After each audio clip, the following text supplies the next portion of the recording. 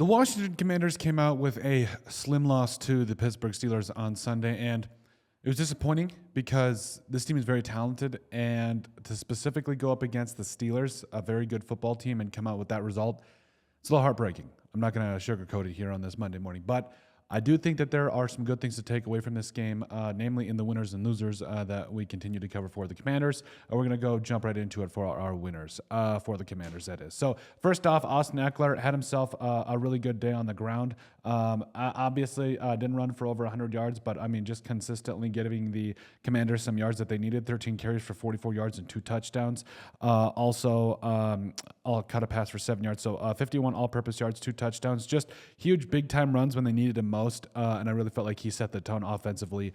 Terry McLaurin, had himself a good day. 5 catches, $113. A really solid play calling in the second half to get him involved. We'll get in that into a second. And Terry McLaurin, he's got to be so happy because he's actually got himself a quarterback now.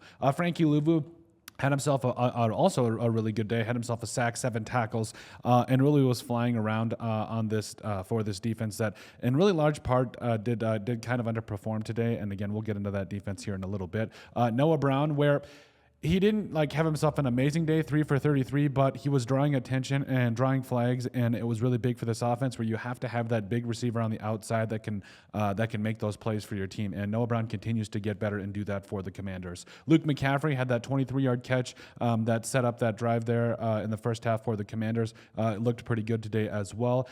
Play calling coming out of the half. So Terry McLaurin was kind of inert in that first half, obviously, because, the Steelers did a fantastic job of blanketing him, putting Joey Porter Jr. on him and everything, but really came out and scripted ways to get him the football and let him do the rest. And again, it really comes down to getting the ball to your playmakers, and the Commanders have done a really good job of that this year. Dante Fowler Jr. had himself another solid game, 2 sacks, 5 total tackles, and he's one of those guys that, coming into the season, I don't think any of us really expected this, but he has really come along strong for the Commanders, and he deserves a lot of credit because, at this stage in his career, I think a lot of people were thinking, 3, 4, maybe 5 sacks, but, 8.5 sacks here, and is looking really good for the Commanders, and I think that he is definitely going to be at least in the conversation, or should be in the talks for the comeback player of the year. I don't know, but overall, he has really balled out this year, and I have a lot of respect for Dante Fowler Jr.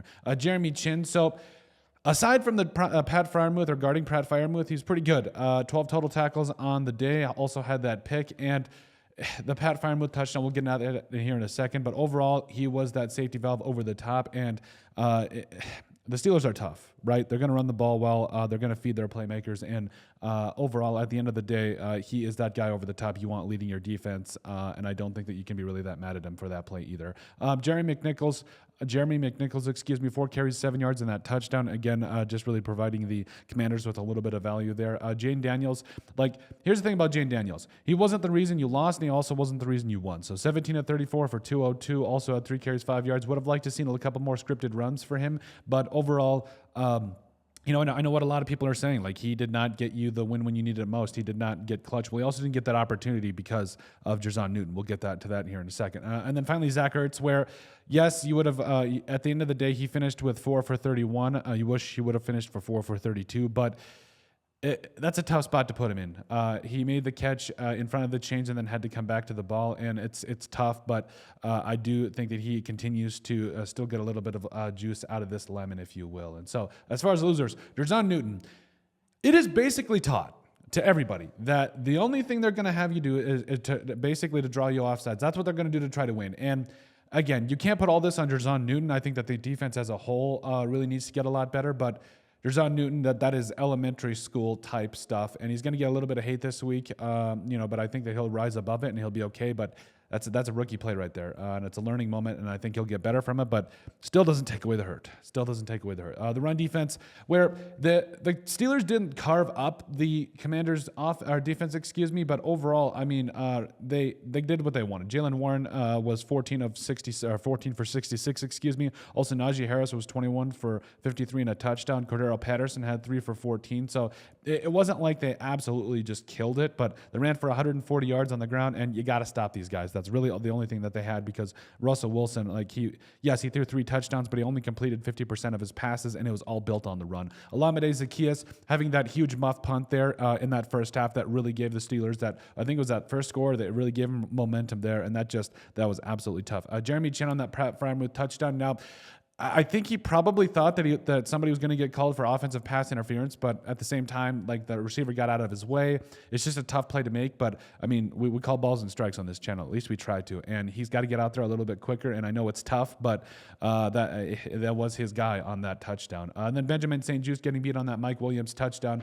I know, again, it is tough, and maybe got a little bit overconfident in his backpedaling and recovery speed, but that was a spot where you couldn't have that. Like, your defense, you needed them to step up, you needed them to make plays, and they absolutely didn't. And again, I think that defense, I think if you stop the run, this is a very different game. Again, the Steelers running for over 140 yards, but you got to make those plays. You definitely have to make those plays, and so I think it's tough for the Commanders, but I think they'll get better from this. I think they'll learn from this, and I think that, everybody, the saying goes, you learn more from your failures than you do from your wins. And so overall, that is our latest edition of our Commanders winners and losers versus the Pittsburgh Steelers. Let us know what you guys think. Make sure you guys like, comment, and subscribe down below, and we'll see you on the next video.